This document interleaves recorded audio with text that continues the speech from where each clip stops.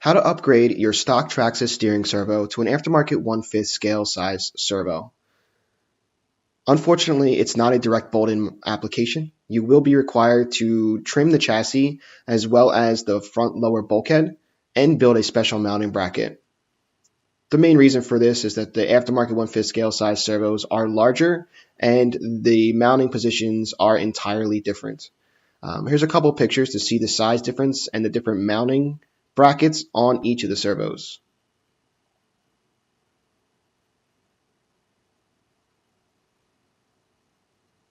Now you're going to want to trim the chassis. I used a X-Acto knife with a small serrated edge to act like a saw. You're going to want to trim around the stock receiver box location. You want to trim as close to the receiver box outline as possible. This will allow you to actually reuse this receiver box later on by moving it to a different location entirely. As you see here, I'm just going around the areas in which I have started the trim, and then in the front here, you'll have to trim on each side, right here, as well as over here. You're going to want to trim along the bottom of the receiver box, making sure not to cut into the receiver box to be able to retain its waterproof feature.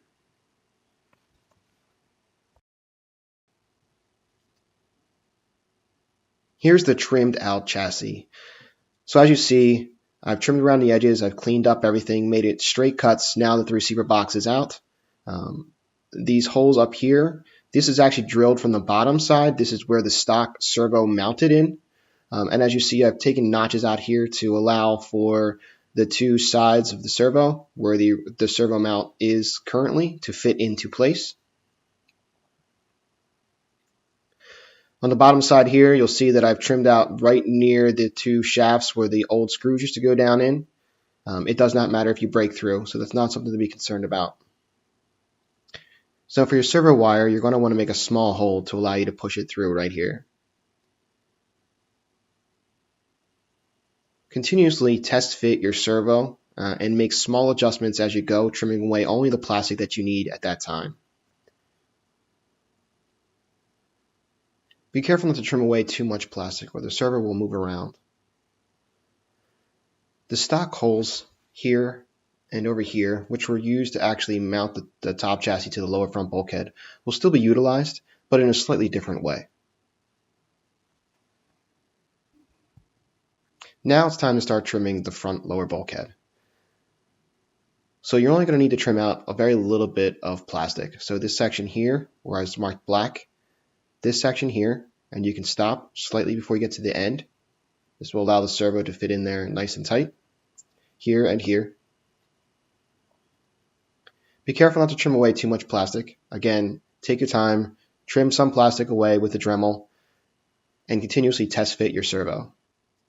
Here's the trim lower bulkhead. As you see, I've only taken out a little bit of plastic here. You want to level it out as it starts to angle up on the edges here so that the servo fits flush. There's a hole here and a hole here that I've drilled. You'll see where that they tie into the actual aluminum bracket, which I'll be showing you how to make in a little bit. Now here's where the fun begins. I started out with a 1/2 by 3 by 12 inch piece of aluminum that I got off of eBay. I measured everything, laid my design out, and then I started to cut. I used a hacksaw, files, and a drill. I got a basic shape of what I was looking for, and then I refined as I needed to kind of make the overall design that I wanted. On the bottom section, you'll see that I've taken out 1/8 of an inch of aluminum from the center there. This will allow it to fit over the servo, as the servo does sit a little bit above the chassis itself.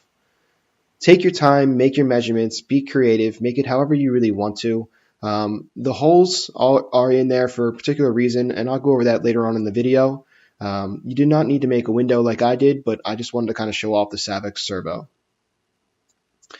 You're going to want to make a back piece of aluminum. This is going to be going down from the back of the top bracket down to the chassis itself. I did drill mounting holes in this piece of aluminum here. I did thread everything to allow me to use the stock Traxxas screws within these mounting brackets.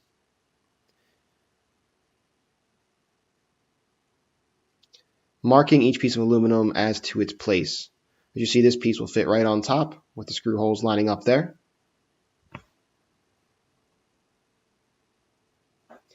So you want to mount these two pieces together.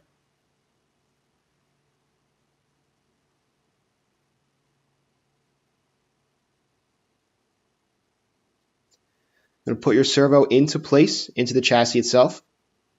It does just press fit into the chassis.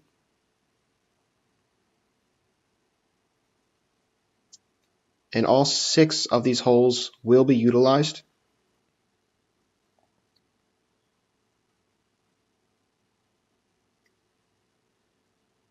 Now, while making all your brackets, you're going to want to make 2 small rectangular aluminum brackets. These brackets will fit in beside the servo on the left and right side. As you see, I drilled and tapped them. Once you put them into place and the servo is in place, you'll then want to put the front lower bulkhead on. Just pressing it into place. Flip everything over. And then put your top bracket into place.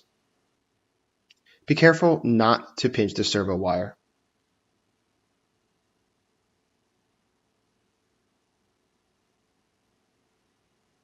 In this case, I notched out a small portion of the bottom of aluminum to allow the servo wire to come through.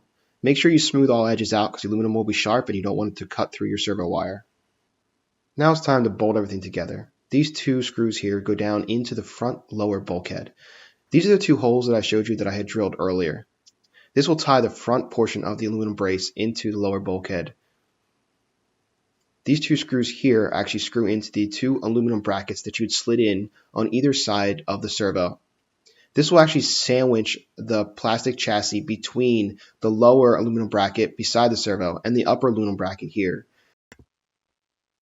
Since we had to trim away part of the stock chassis, tying the stock plastic chassis between the upper and lower aluminum brackets will greatly increase the structural strength of the chassis itself beyond that of the original stock chassis.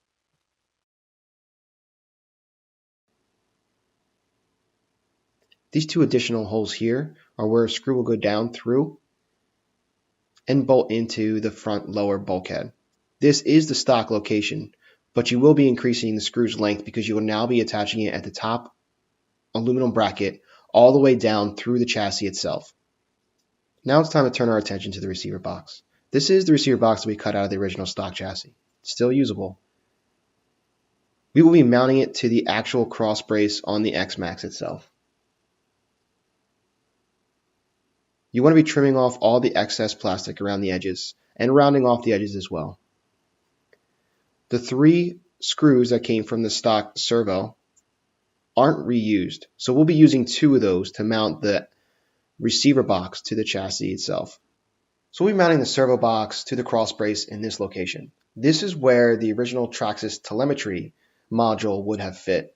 Since I moved over to an aftermarket ESC, I no longer need that location. So we'll be placing the receiver box somewhere in this location. Later on, you'll see that I actually turned the receiver box 180 degrees to face in the opposite direction.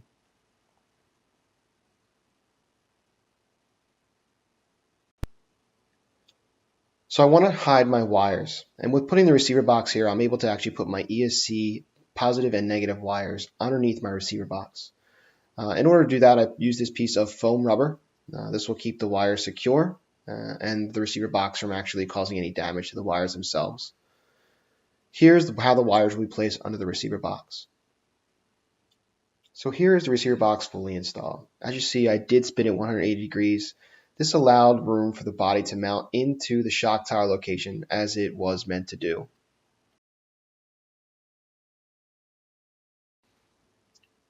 So the servo wire is very short, so I did have to add a 6-inch extension to allow me to get up into the receiver box. Other than that, I was able to tuck all the wires very nicely within the receiver box from the ESC. An upgrade I would recommend is actually this adjustable link here. This came from a Losi 8T 3.0. It allows you to make the adjustments as the stock Traxxas one has no adjustability whatsoever. And here's the final finished piece. For those of you who have decided to actually make this modification, I do hope that this video was helpful and informative. If you do have any questions or comments, please put them in the comment box below, as well as like and share this video. Subscribe to my channel as I will be posting new videos on a continuous basis.